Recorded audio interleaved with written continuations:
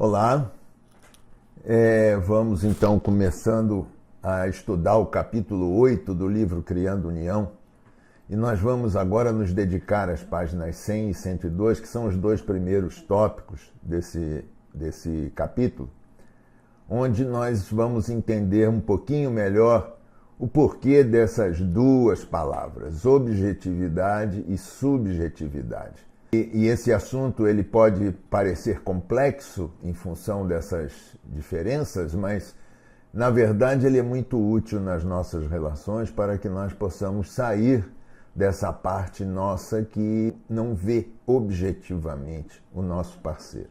Então, vamos em diante. A primeira coisa é entender o que é objetividade e subjetividade, né? Do que se trata isso? E eu, então, tomei a decisão de procurar isso na Wikipedia, porque pelo menos lá nós temos uma visão genérica do que significa essas duas coisas. E lá eu encontrei que objetividade é algo inteligível e identificável de uma subjetividade. Ou seja, a objetividade precisa entender e identificar subjetividades para que ela exista, né? E é um processo pelo qual uma informação adquirida por meio de uma vivência, algo que foi vivido, se torna então palpável. Então esse joguinho de palavras eu separei de uma descrição enorme que eu encontrei na Wikipedia, para que nós possamos ter uma ideia boa do que nós vamos tratar daqui para frente nesse capítulo 8. Então, para chegar a um entendimento melhor, eu preciso perceber o que dessa descrição? Que a objetividade, né, para eu chegar a ela, eu preciso entender e identificar onde e como eu ainda vivencio subjetividades. Para quê? Para fazer com que essa subjetividade seja algo mais objetivo e, portanto, palatável, tá certo? Então essa é a ideia daquela descrição e é isso que a gente vai ver. Portanto, nós temos que pegar essa parte aqui e trazer consciência para ela, tomar consciência dessa parte nossa que é subjetiva, mas quer voltar a ser objetiva, que está encoberta, essa vivência encoberta de dificuldades que precisam ser trazidas à luz da verdade para que nós possamos crescer com ela. E, portanto, chegarmos a uma situação onde nós temos a possibilidade, onde teremos, né, a possibilidade de transformar uma vivência subjetiva em algo palatável, uma vivência objetiva, que é o que nós vimos lá na descrição genérica da Wikipedia. Então, o próximo passo seria entender aqui para que serve isso? Qual é por que nós estamos estudando isso, né? Serve para quê? E, obviamente, vamos começar por um aspecto muito interessante. Primeiro, uma vivência subjetiva. O que é uma vivência subjetiva? Uma vivência de subjetividade. Obviamente, essa vivência subjetiva, segundo o ensinamento do capítulo, é uma verdade deturpada, é uma meia-verdade. É uma mentira que pode até não ser premeditada, né? Como algumas pessoas falam, uma mentira branca, uma mentira cinza. Pode não ser premeditada, mas ela continua sendo uma mentira. Mas ela também pode ser inconsciente. Eu estou mentindo, mas nem sei que eu estou mentindo. Mas, de qualquer maneira, em nenhum desses casos, eu fico livre do meu impedimento, da desarmonia e da impureza que tudo isso me leva. E, portanto, esse é um detalhe importante. A subjetividade nos implica tudo isso aqui em função de uma perda de informação, de uma perda de vivência que foi feita e que, portanto, uma parte da realidade foi perdida. E eu, então, fico com uma meia-verdade.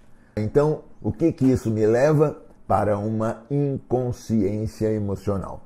É como que se as minhas emoções agora não mais tivessem a possibilidade de saber quem elas são de fato. Uma parte delas foi perdida e, portanto, é como que se algo subjetivo entrou em cena. Não existe mais a tão desejada objetividade. E, obviamente, isso dentro dos processos relacionais causam o quê?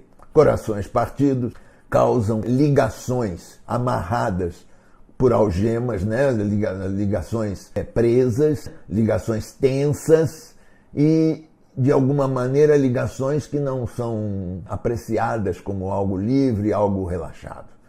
Esse dano às relações causado pela subjetividade, ele precisa, de alguma maneira, ser transformado, né?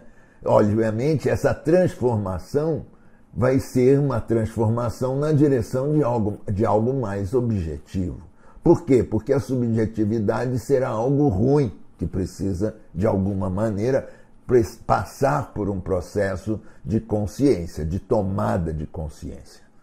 E, portanto, nós vamos ter que desenvolver uma saída qualquer que nos leve a uma verdade palpável, né? A uma verdade palatável, porque, de alguma maneira, essa verdade vai nos levar a uma liberdade e uma harmonia desejáveis. E, portanto, a uma consciência emocional que nos falta na subjetividade. E isso, é claro, nos leva a relações mais agradáveis, mais felizes e, portanto, mais puras, ligações mais harmônicas que nos levam a níveis de felicidade maiores. E subjetividade, como que ela então começa a ser presenciada nas nossas relações amorosas? E então o guia nos traz duas grandes maneiras de olhar para isso. A primeira delas é quando eu vivencio uma subjetividade por escolher me fazer cego e não ver nada em nós mesmos, e tudo aquilo que apontamos nos outros é visto com muita facilidade. Então é como que se dissesse, em mim eu não vejo nada, mas no outro sai da frente, porque lá vem crítica, lá vem julgamento, e eu fico nessa posição de pedestal, nessa posição especial, onde, obviamente, nós já conversamos muito sobre ela, mas nós vamos começar agora a entender como que isso se processa com mais detalhe. A primeira coisa é, esses nossos julgamentos e criticismos podem mesmo até ter algum fundamento. Pode ser que seja verdade, pode ser que aquilo que eu esteja observando naquela criatura seja real, seja verdadeiro. E isso, obviamente, essa crítica ou esse julgamento, ele está sendo aplicado de uma maneira que é verdadeira. Mas será que aquela pessoa que eu tanto critico ou julgo não teria qualidades, né, que eu nem sei se ela tem? Será que ela não tem algumas qualidades que nem eu tenha? E ainda eu, ou mais, se eu tiver mais ainda, e se eu sou tão melhor assim do que aquela pessoa, será que eu não poderia oferecer algo mais puro para ela? Algo mais tolerante, algo mais compassivo, ser mais compreensivo com aquela criatura? Então, essa posição de julgamento, ela pode ter fundamento, mas algumas perguntas ficam sem respostas. Elas ficam pela metade. Vamos ver mais algumas outras. Por exemplo, será que realmente nós mesmos não temos defeito nenhum, nem iguais, nem similares, nem diferentes daqueles defeitos que eu estou vendo na outra pessoa e que eu julgo tão fortemente? Será que esses defeitos que eu tenho não têm intensidade igual, intensidade menor ou maior do que aqueles defeitos que eu venho criticando e julgando nessa outra criatura?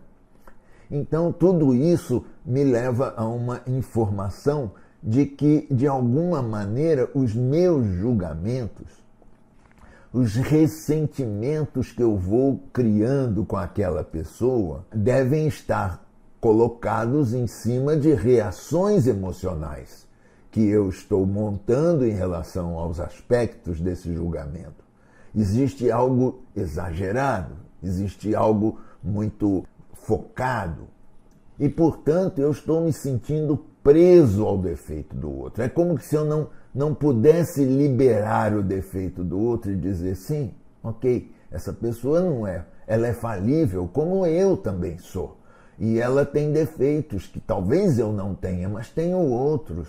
Então, essa maneira de ver, ela não é possível em função das reações emocionais que eu vou colocando. E, portanto, as reações emocionais fazem parte do processo subjetivo. Por quê? Porque as reações emocionais quase sempre não têm consciência e, portanto, nós já vimos que subjetividade precisa de consciência para se tornar objetividade.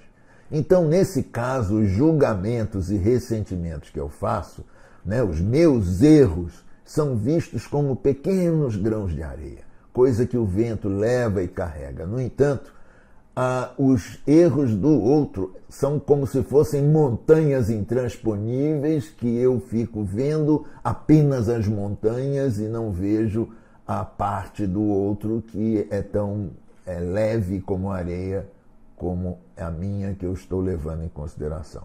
E isso, então, nos leva a esse pensamento de que os nossos julgamentos e criticismos podem ser fundamentados. Mas algo importante ficou de fora. Ficou de fora essa percepção de que existe um exagero. Ficou de fora a percepção de que existe uma tentativa de ser melhor do que a outra pessoa. E isso, obviamente, nos leva a um pensamento que diz, então toda vez que eu escolho não ver em mim mesmo tudo aquilo que eu facilmente aponto nos outros, né, isso será uma meia-verdade. E por ser uma meia-verdade, então essa situação é uma vivência subjetiva. Vamos ver mais um caso. É quando eu coloquei aqui o casal com venda nos olhos, quando nós experimentamos, escolhemos dessa vez agora não ver, sermos cegos novamente, não ver nos outros os erros que toleramos facilmente. E ainda coloquei aqui, em nome do amor. Ou seja, em nome do amor, em preto, porque isso não tem nada de amor.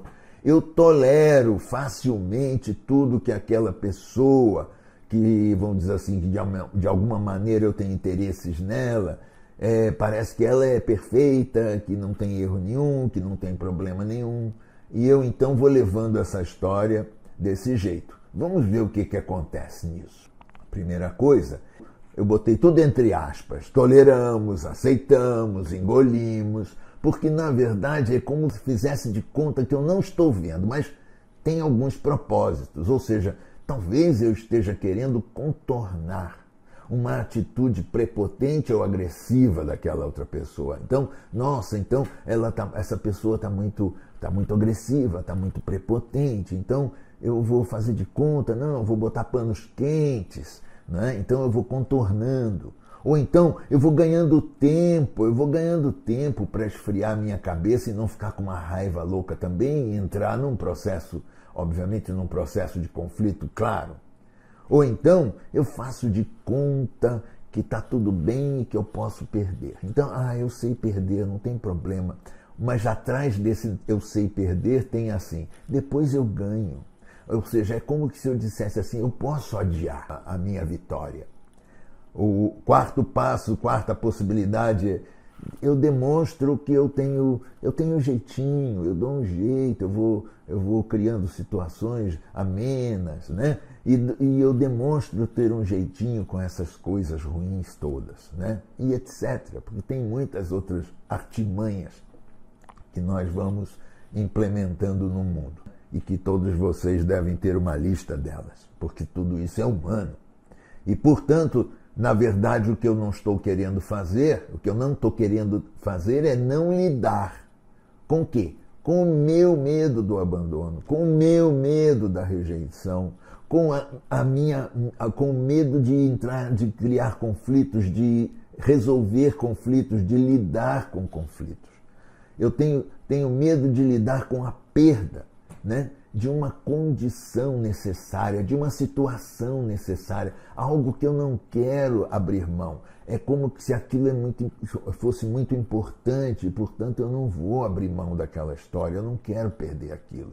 Eu prefiro levar uma relação complicada, complexa, do que perder aquela vantagem, aquela condição que se torna necessária, uma vantagem para mim. Ou então eu não vou precisar ter de lidar com a perda da minha imagem pessoal, dizendo, olha, que lindo, olha, essa pessoa aqui é uma pessoa ponderada, é uma pessoa boazinha, é uma pessoa educada, né? E eu vou, em cima dessas histórias todas, eu saio disso aqui ainda me achando que eu sou o máximo, que eu sou o rei da cocada preta, por estar fazendo isso dessa forma. Mas, como vocês percebem, isso tudo é fake, é mentira. E, portanto, o que nós concluímos de tudo isso?